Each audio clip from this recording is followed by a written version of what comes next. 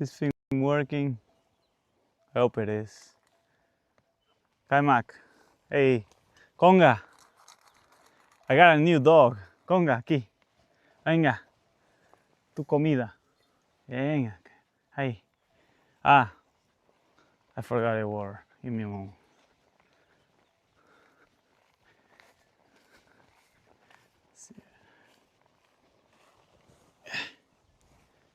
There you go. Well, we're not in the senda, in the path, but we are. Oh my god. Come on. You got your water here. There you go. You can share. Oh my god, it's hot. Let me pop a cold one here. There you go. Let me take off the jacket. Eat. Come. Bebe. You just throw it there. That's fine. I gotta make sure this is working. What? Before I got rid of the flag? I still got the flag. I hope this is all good. I hope it is. Yeah, it is good. Yeah, so you see, the flag is still here. The flag is still here. Feels like I'm on top of the world, huh? Look like this, huh?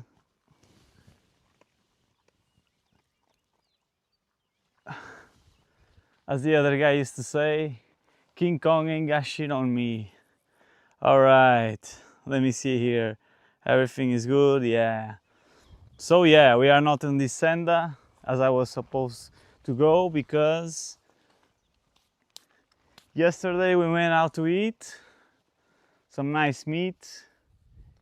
Kaimak, aqui, here. Never mind, it's fine. And instead of that, can I bring this closer? At least it's internet working fine, no? Got my Starlink over there, so. Kaimak, stop eating the bug. Now I can do this properly. Yeah, all right. I hope I can see from here myself. Grab it closer. Kaimak, stop eating the bees. Oh my god. I completely spilled the beer. Damn it. Ah, maybe do a little bit like this. Here. There you go. Man, it's so bright here. So yeah, we were, you know, basically going to eat. We went to the restaurant.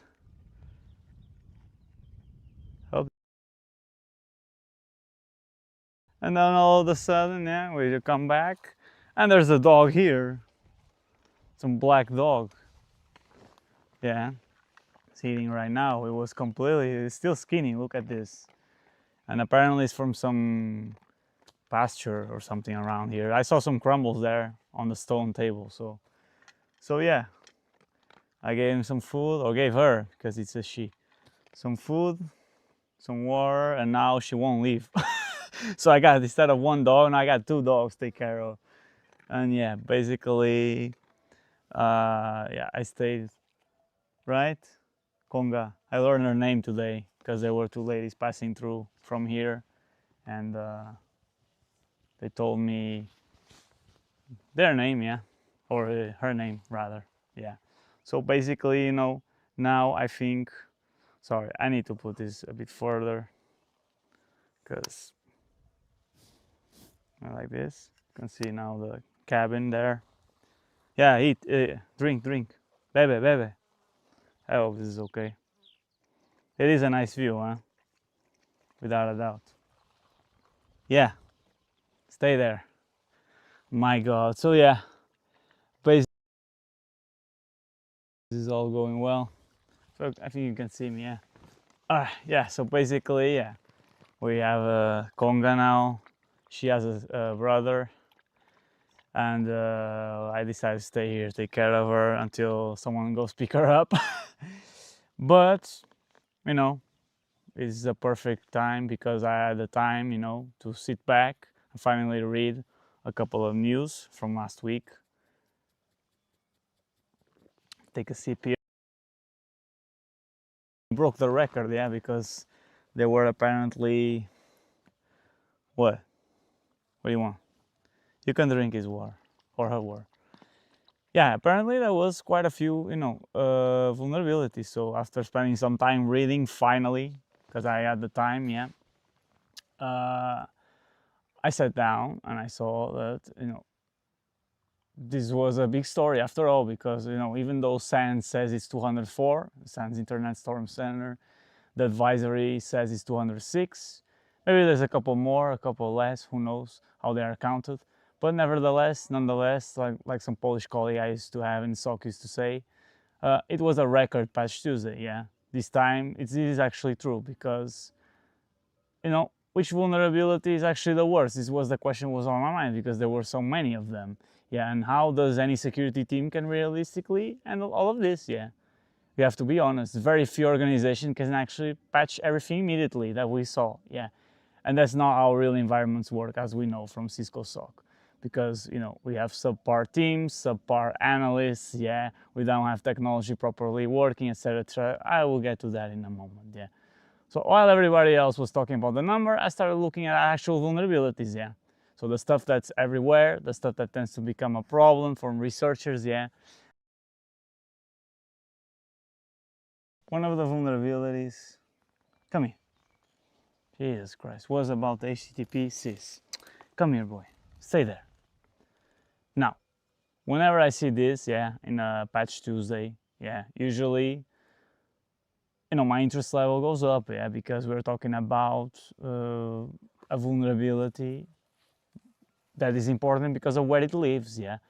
And where a vulnerability lives often matters, because it matters just as much as what the vulnerability is. In this case, HTTP/sys operates within the Windows kernel, so that's very important, because it means that traffic gets processed before it, you know, before requests reach the IS server, yeah, before they reach the application.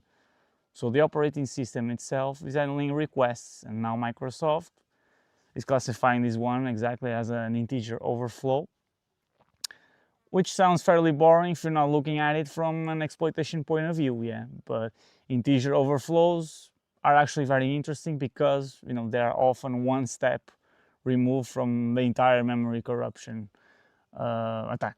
So let's see, for example, a simplified example. So a developer expects a value within a range, yeah.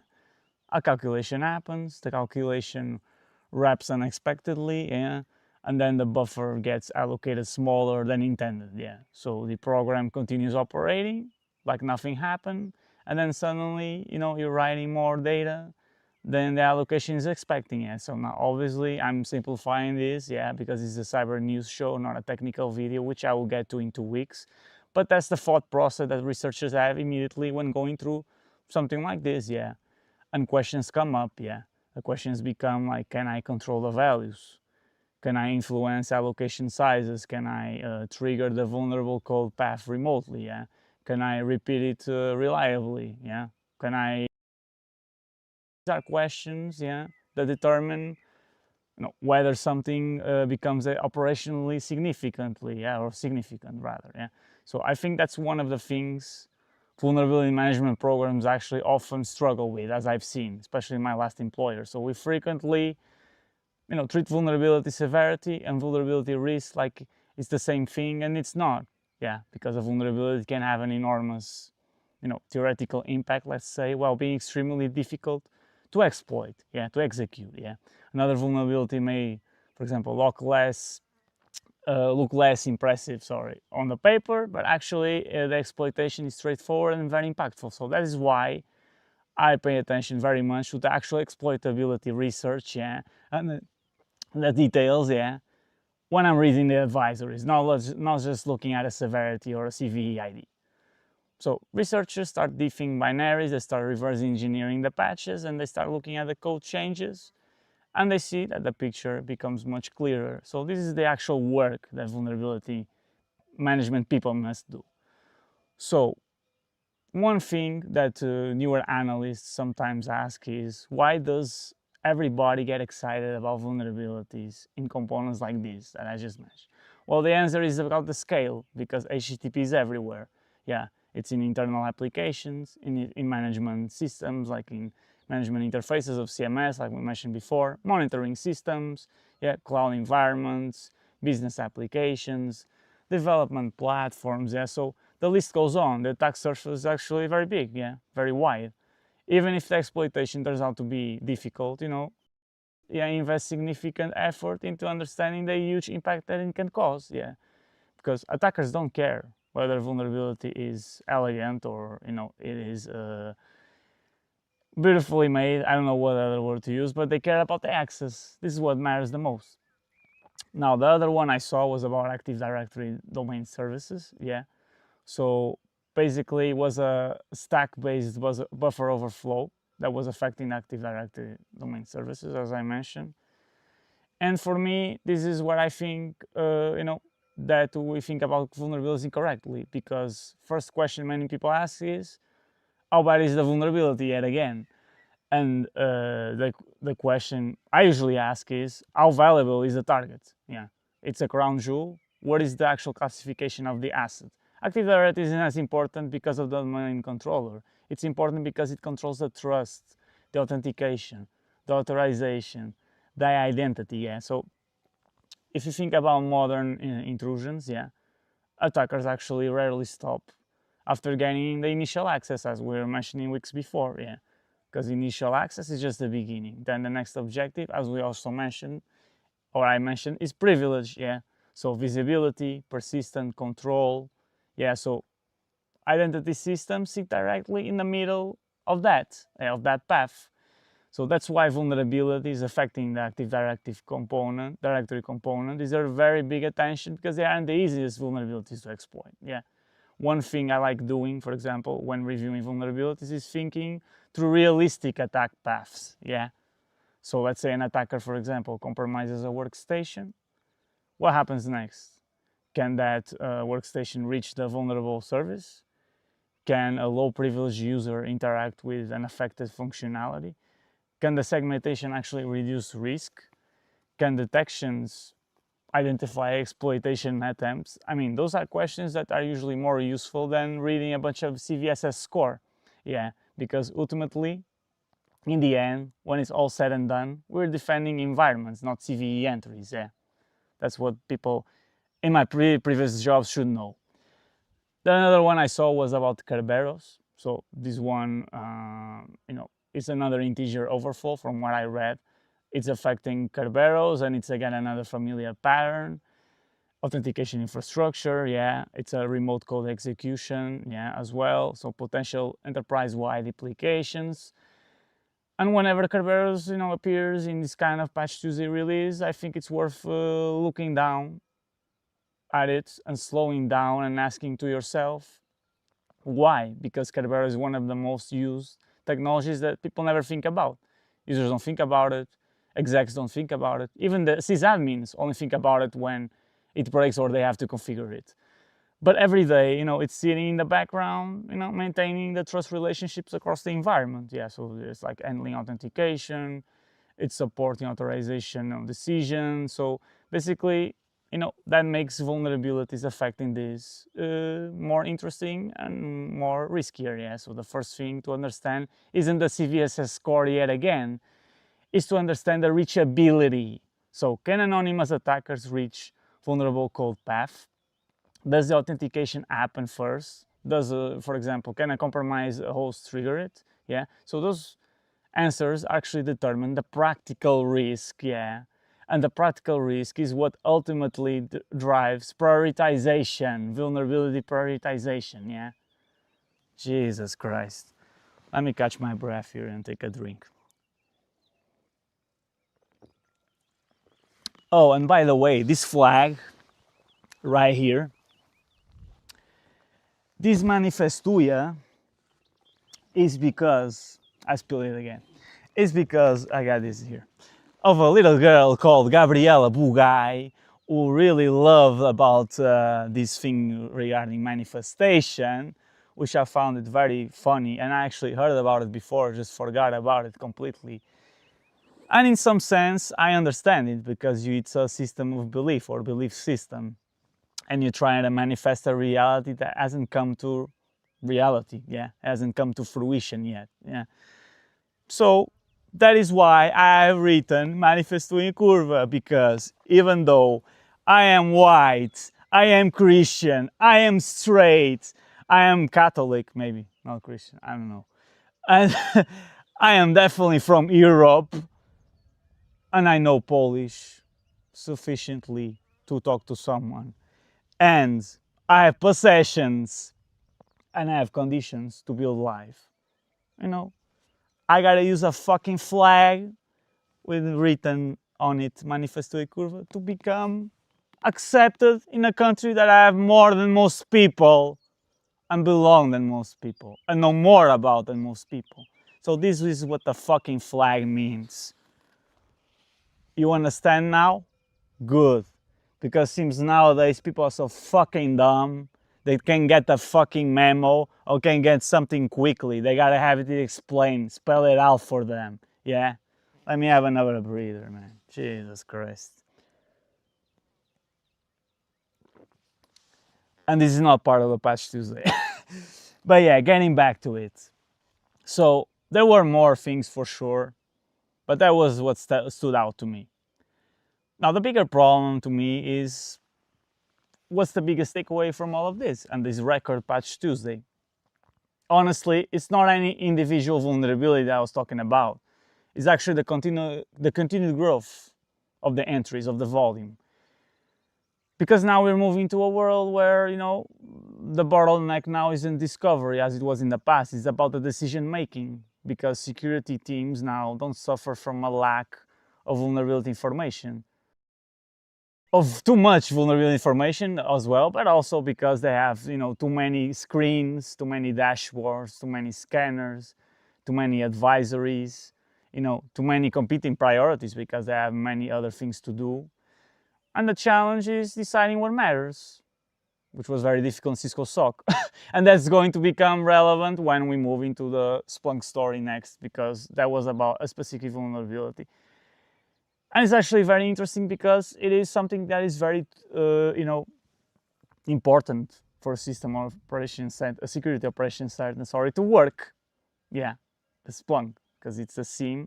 Yeah, it's a piece of technology that you use it to normalize the data from customers' environments, yeah, and also to organize it and to be able to transform it into those beautiful dashboards so you can act on the security incidents you get. It's not this was interesting because it's not the most severe vulnerability, this story actually. Not because it's even the highest CVSS score. And not only because of the, you know, the widely use of this technology, yeah, of Splunk. It's interesting because the vulnerability isn't affecting a specific web application.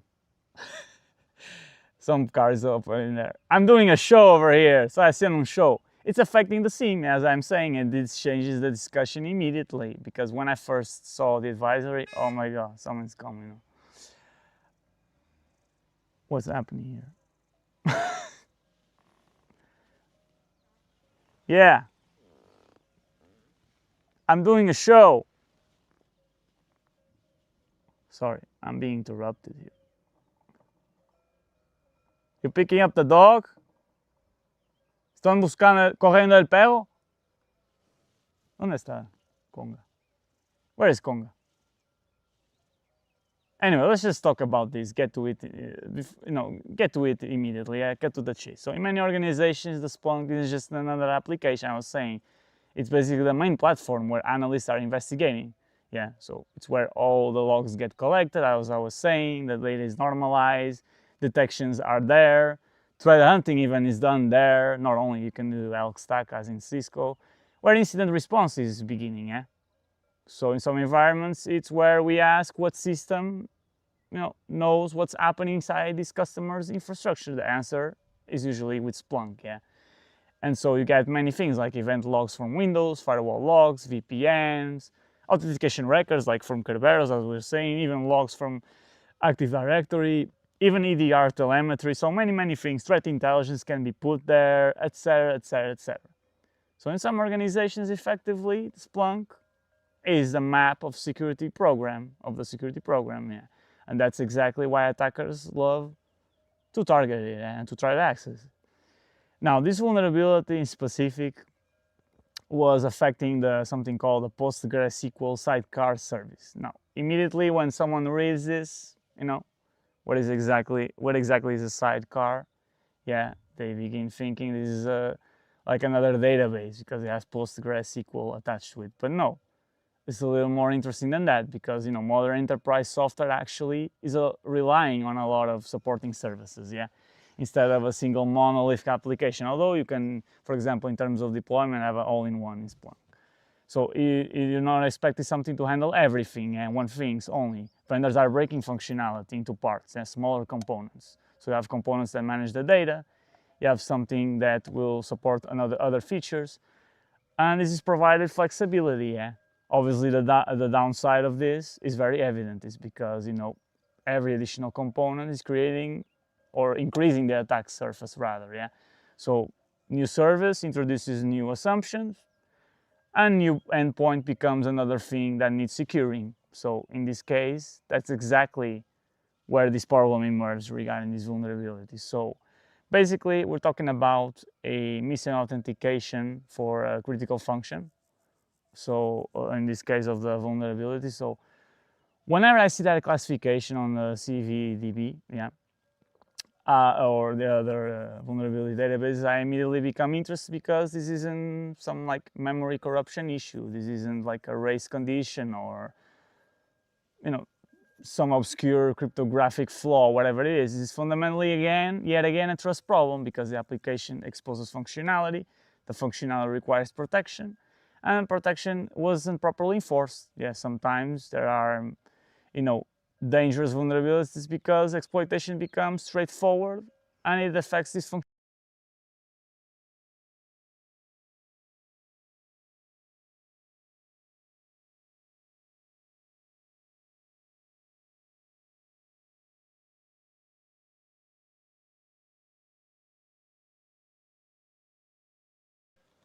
It seems like they came here to pick up the dog after all.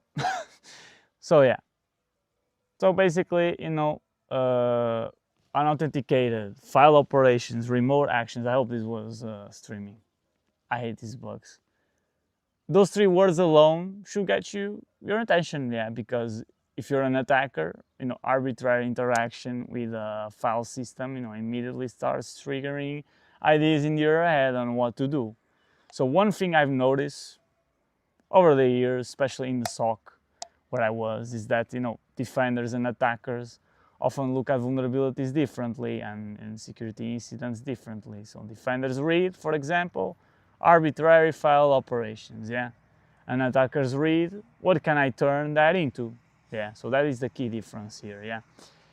And because arbitrary file operations are rarely the final objective, they're usually just the first step. So the real question becomes like, can I write files? Can I overwrite the files?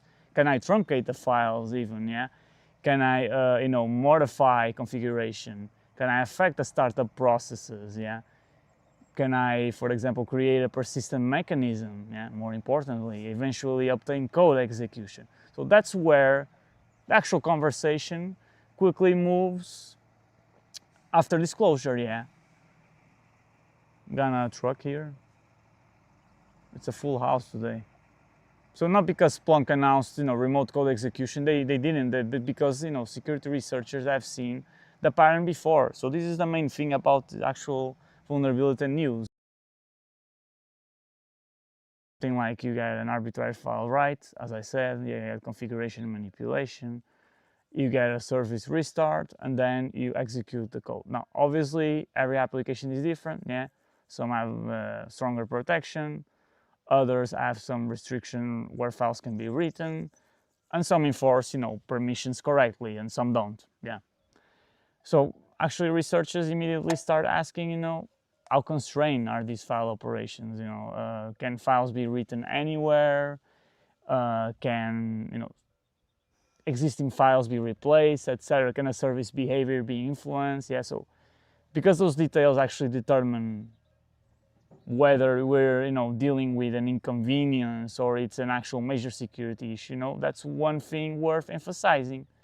That's the vulnerability advisory is often only the beginning of the story. Yeah, that's why you got a link over there from, I forget the name now, but they usually include even indicators of compromise and many other data that is useful. So the research community actually determines how dangerous it actually is. So now let's assume for a moment that an attacker successfully compromises a SIEM. So what happens next? So this is where the story actually becomes much more interesting, because compromising a SIEM isn't like compromising a workstation. As I was saying, the value isn't simply the access, it's the visibility you have, because it's the whole thing you have visibility into, yeah? So imagine you're conducting an intrusion. What's the one of the first questions you want answered is, what can the defender see? Yeah. So a SIEM can answer this question, yeah, because we are logging systems. Which systems are we not logging, and then what detections we have in place and which we don't have, and then what alerts are being fired, yeah, are being triggered. So what investigations are being currently done, and what is the telemetry that is available and missing. So all this information is incredibly valuable. Yeah. In many ways, compromising a SIEM is actually providing intelligence that can improve several stages of an attack for an attacker. Yeah. That's why vulnerabilities affecting security infrastructure, like Splunk, for example, in my opinion, deserve a very special attention. Yeah, the impact is huge. Yeah. For example, if you consider even for threat hunting, imagine you're working in a SOC, yeah, like Cisco SOC, and this advisory lands in your lap. What we will do first? We identify the exposure. We run affected versions. Where? Who owns them? Are they, internet accessible, like externally accessible? Are they segmented? Or, we discussed threat hunting. We need to understand whether we are actually exposed, yeah. And after that, I started looking for unusual behavior, yeah. So Bartosz Doliński, I think that was his name, was doing a very good job, I gotta say. Too bad he was never showing his face on camera to see that he was reading the fucking script. But anyway, most Splunk deployments don't suddenly start behaving like user workstations. So this is a very different case, a very different scenario. They don't suddenly begin creating unusual, connections or behavior in general. Yeah, they don't suddenly start launching unexpected processes. Yeah. So all these deviations that you'll see in Splunk happening, they become interesting and they alert. Yeah, they open your eye. Yeah. So unexpected modifications to configuration files, for example, as I was saying, the file creation, on sensitive directories even. So administrative changes that don't match the change management records, even if we're talking about ITIL, yeah. So this Splunk infrastructure is something to pay a very close attention to, yeah, when we're talking about security incidents happening on a security infrastructure, especially in the security operations center. So the big lesson here isn't actually about these PostgreSQL sidecars. And I don't think even it's about the Splunk itself. The bigger lesson for me from this is that the security tools themselves have become high-value targets, which wasn't really a thing, I think, when I was working in Defender role. Yeah, usually it was the web applications, the network infrastructure, databases, the servers, the endpoints, etc. And you know, meanwhile, as I see throughout the years, attackers now are shifting towards security infrastructures. Yeah, they're looking at security tooling, at backup systems, remote management tools, even. You know, because if you compromise the defender's infrastructure, now you're getting a huge leverage. Yeah, and I think that's one of the most important trends I'm seeing now, and I saw from this news. And definitely that attackers are no longer just attacking, you know, what businesses care about. Yeah, their infrastructure. They're attacking the defenders and what the defenders rely on. Yeah. So this brings back to the point I made earlier of this Patch Tuesday. Yeah, is that the challenge is in understanding vulnerabilities, and that the challenge is acting on them, is acting on all of this. Yeah, and most organizations, you know, they don't struggle with the advisory. The advisory is actually very straightforward. The challenge is operational. Yeah, do you know where the affected systems are? Most of the time we don't know. Who owns them? We don't know that either. We don't know it in the CMDB. It's not there. Can you patch them quickly? Who knows? Validate remediation? Not really. Verify exposure? Not really also. Can you hunt the evidence for this? Very difficultly so. So that's important, because our next discussion actually of the third of the big news I have is heavily on AI, on a SOC. And one thing that stood out for me on this, on all of this, is that these both problems I just mentioned exist because organizations still struggle with the fundamentals. The fundamentals. That's why I think the industry conversation around AI is becoming a bit too much with agentic SOCs. Yeah. So now I want to talk about that because I find it very funny. AI-powered SOCs. What's up, Conga? AI-powered SOCs. Agentic SOCs, autonomous investigations, investigators even, we got the robots, the AI analysts, the AI, you know, co-pilots, you know, based on this, all this AI, you know, technology. If you actually spent any time in cybersecurity over the past few years, you probably noticed the same thing. Is that every vendor presentation usually uses AI, like I last saw in CrowdStrike. Every roadmap has AI, every product has AI, every startup. What are you doing, Conga? Get out of there.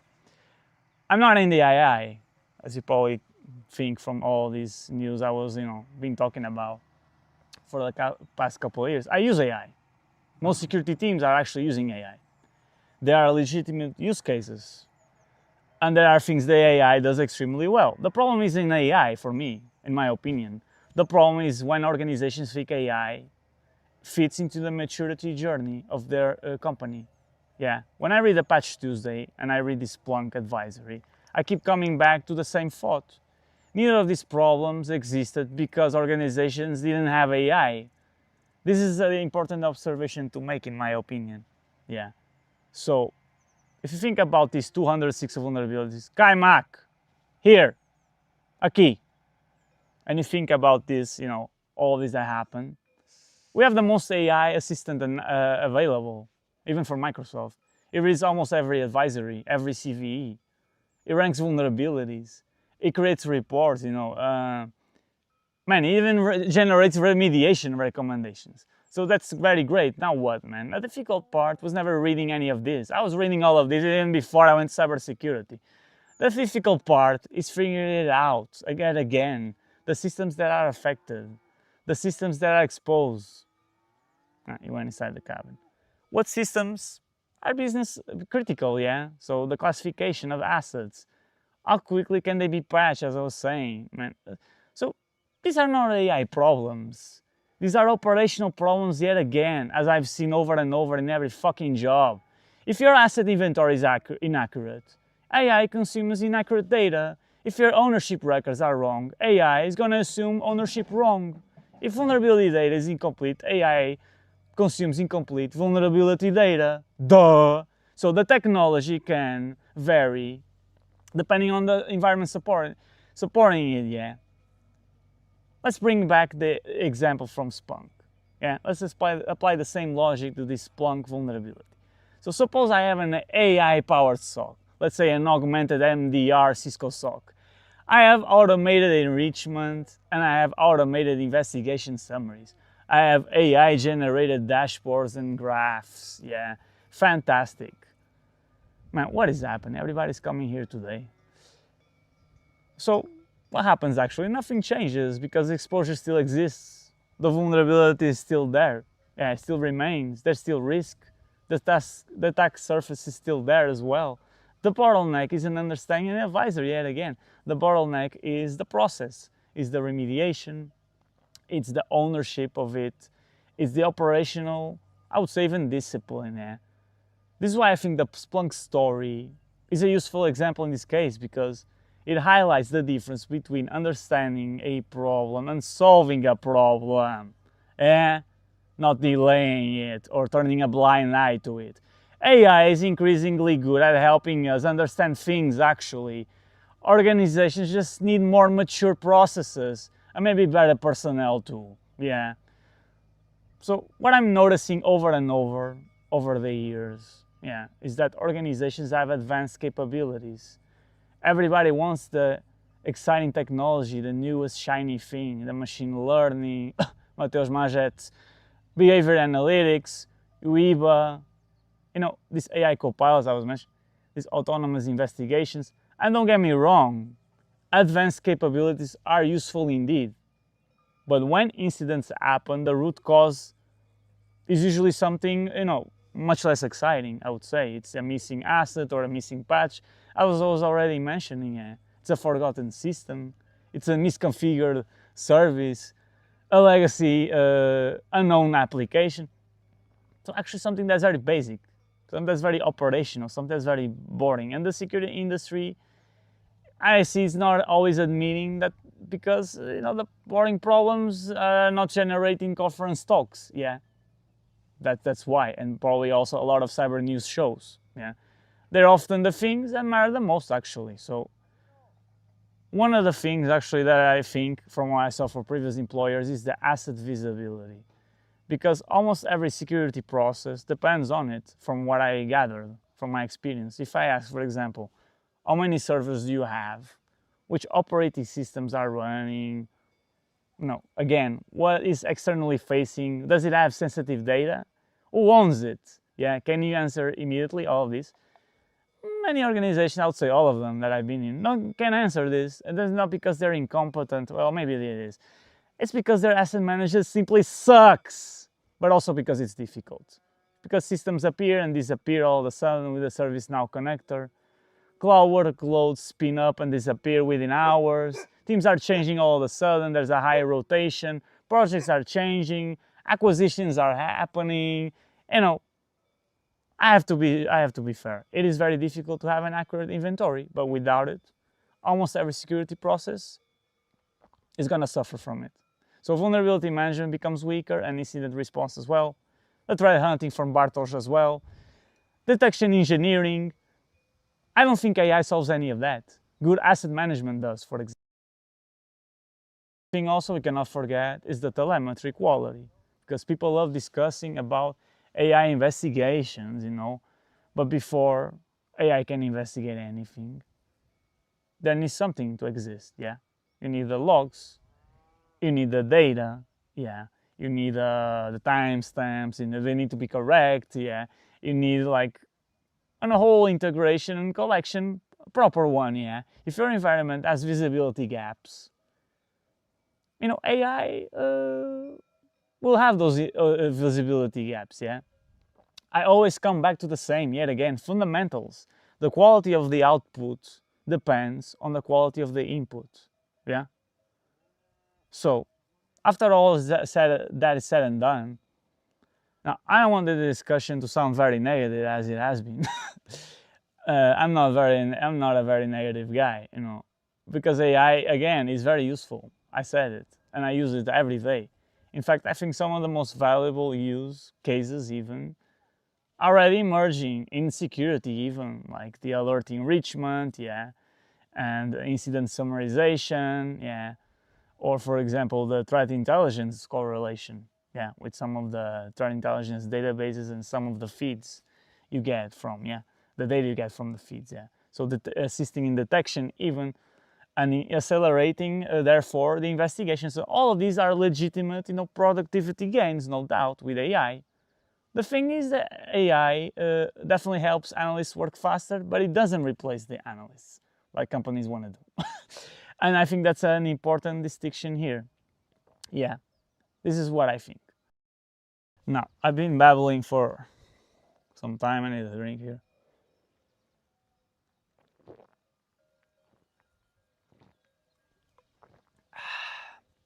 Again, like the last time I was drinking beer, I'm unloading a lot today. And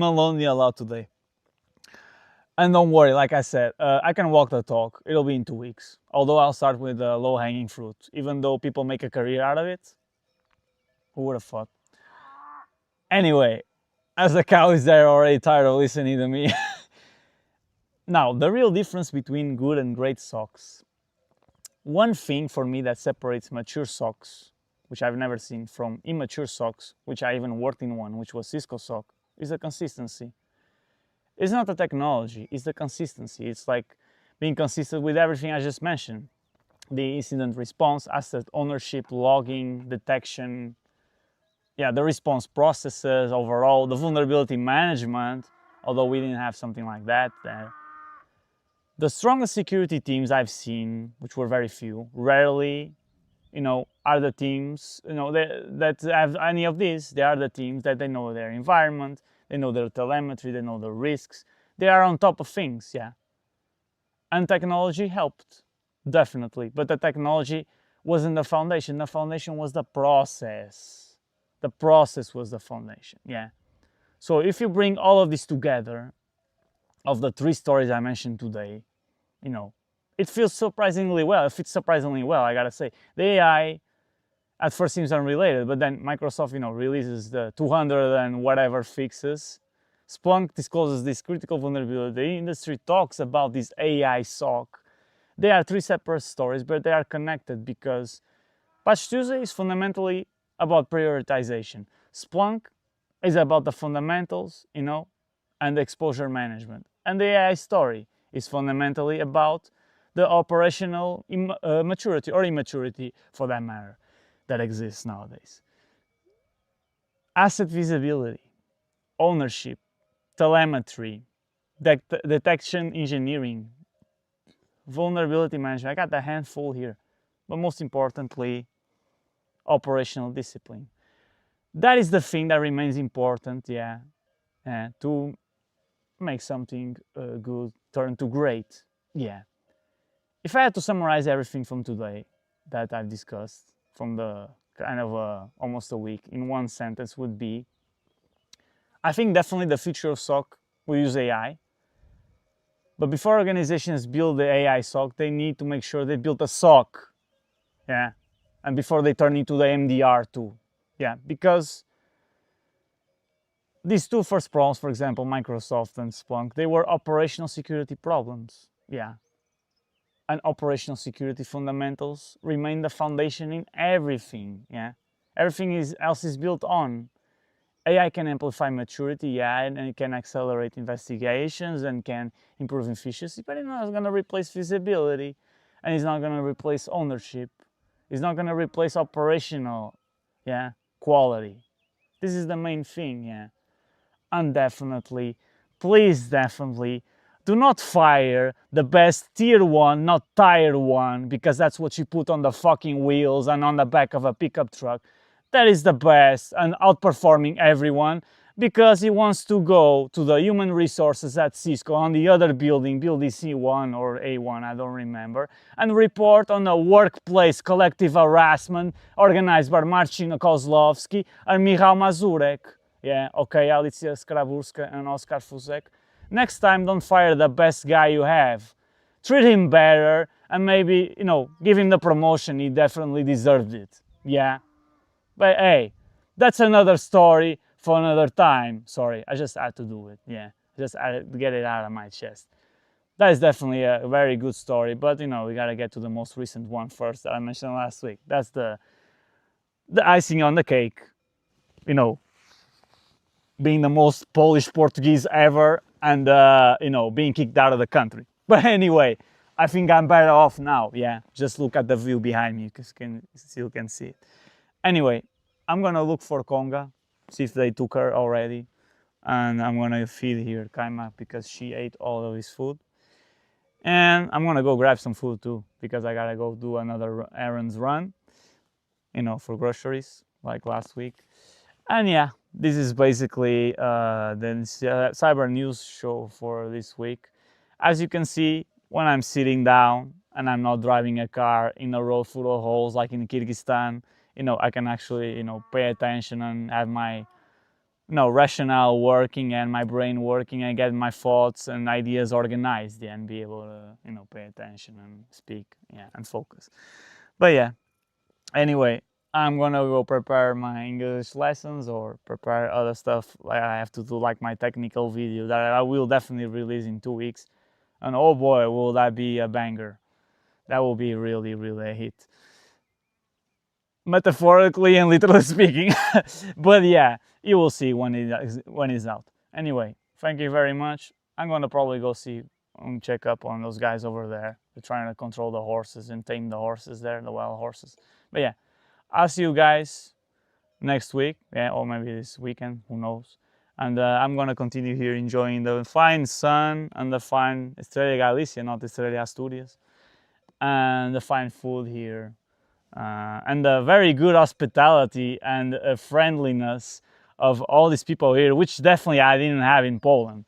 So see everyone, take care, bye now.